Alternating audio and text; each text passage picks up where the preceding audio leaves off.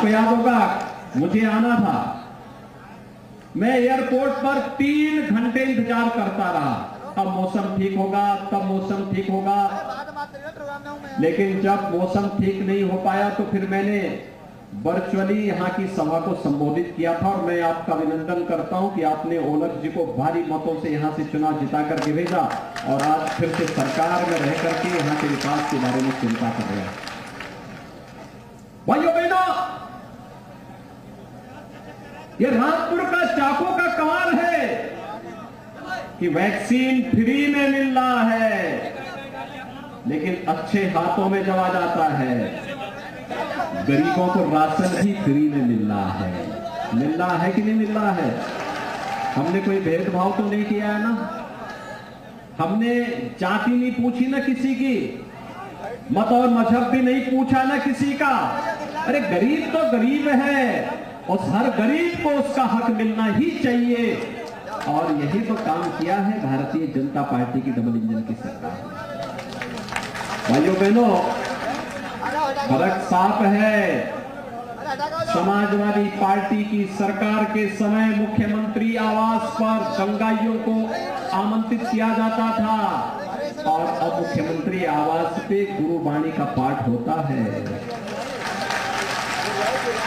फर्क साफ है ना, गुरुबाणी का पाठ होता है। और यही नहीं, गुरु ग्रंथ साहिब की सवारी भी मुख्यमंत्री आवास पर सीधे पहुंचती है।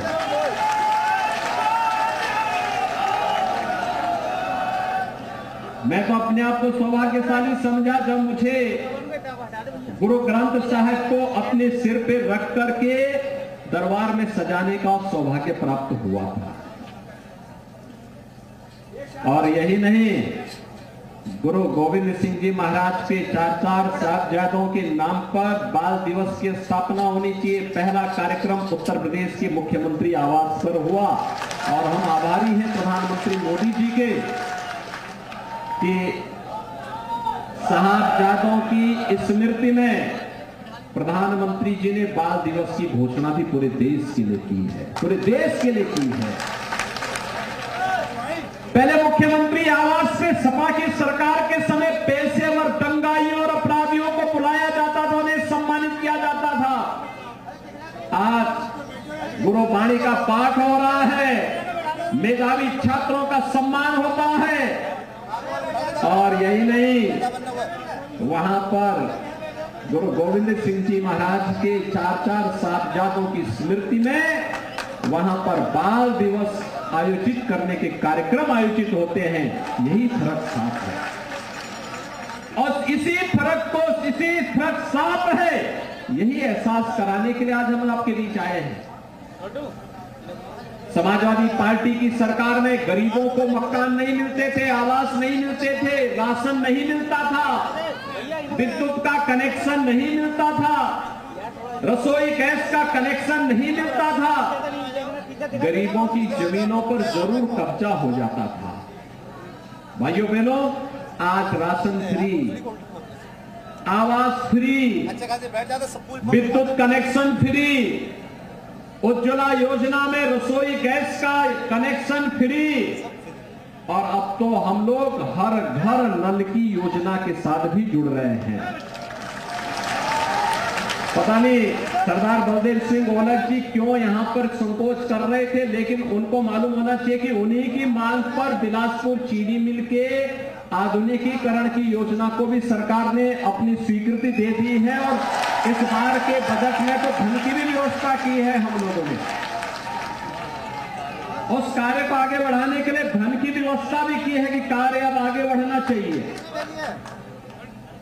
पता नहीं समय की काम वो नहीं कर पाए या क्यों नहीं कर पाए, लेकिन हम लोग पहले इसकी बजट की व्यवस्था कर रहे हैं। इसलिए मैंने वित्त मंत्री को स्वयं यहां भेजा था कि वित्त मंत्री जी स्वयं यहां जाकर के घनश्याम सिंह लोधी जी की सभा का संचालन भी करेंगे और बिलासपुर की, स्वार की और वहां की रामपुर से जुड़ी हुई समस्याओं का समाधान भी निकालेंगे। भाइयों बहनों, हम लोग समस्या नहीं पैदा करते, हम समस्या का समाधान करते हैं। आज वैश्विक मंच पर भारत का सम्मान हो रहा है। जब प्रधानमंत्री मोदी जी ने आज प्रातः 7 बजे मैसूर के ऐतिहासिक राज दरबार से योग दिवस का संबोधन पूरे देश और दुनिया को करना प्रारंभ किया, पूरी दुनिया के 200 से अधिक देश भारत के साथ झूमते हुए दिखाई दिए और भारत फिर से विश्व गुरु के रूप में स्थापित होता हुआ दिखाई दिया है। यह है मोदी जी के नेतृत्व का कमाल।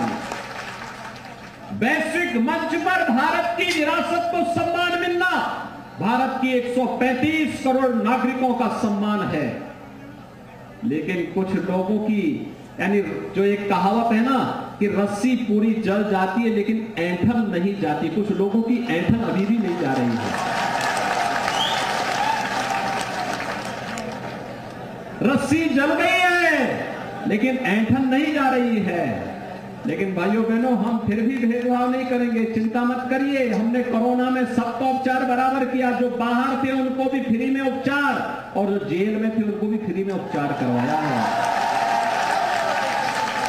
अगर फ्री में उपचार नहीं कराते तो बहुत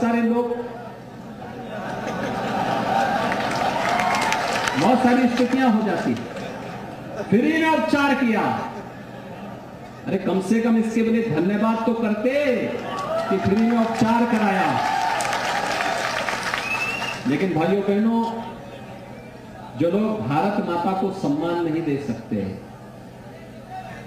जिन लोगों के मन में विकास और राष्ट्र के प्रति कोई अच्छी सोच नहीं, जो लोग गुरु परंपरा को सम्मान नहीं दे सकते, जो भारत की विरासत को आगे बढ़ते हुए नहीं देखना चाहते,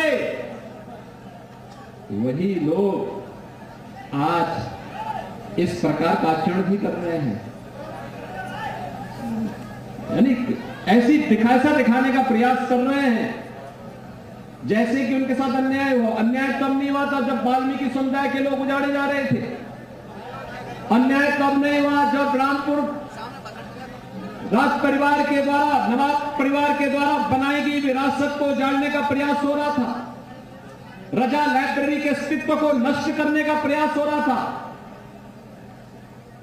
अन्याय तब नहीं हुआ जब यहां के नागरिकों पर अत्याचार हो रहे थे, यहां के बाप व्यापारियों की जमीनों पर कब्जा कराया जा रहा था। अन्याय तब नहीं हो रहा था जब यहां का शोषण का और माफिया और गुंडों का, पेशेवर गुंडे और अपराधियों को जब प्रश्रय देकर के, दंगाइयों को प्रश्रय देकर के सत्ता का संरक्षण दिया जा रहा था। वो अन्याय नहीं था उनके जिससे। उनके लिए अन्याय यह है कि अगर किसी पेशेवर, माफिया और गरीबों पर अत्याचार करने वाले के खिलाफ सरकार कार्रवाई करती है तो उन्हें यह अन्याय दिखता है। नजरिया अलग अलग होता है। उन लोगों ने हमेशा शोषण किया है।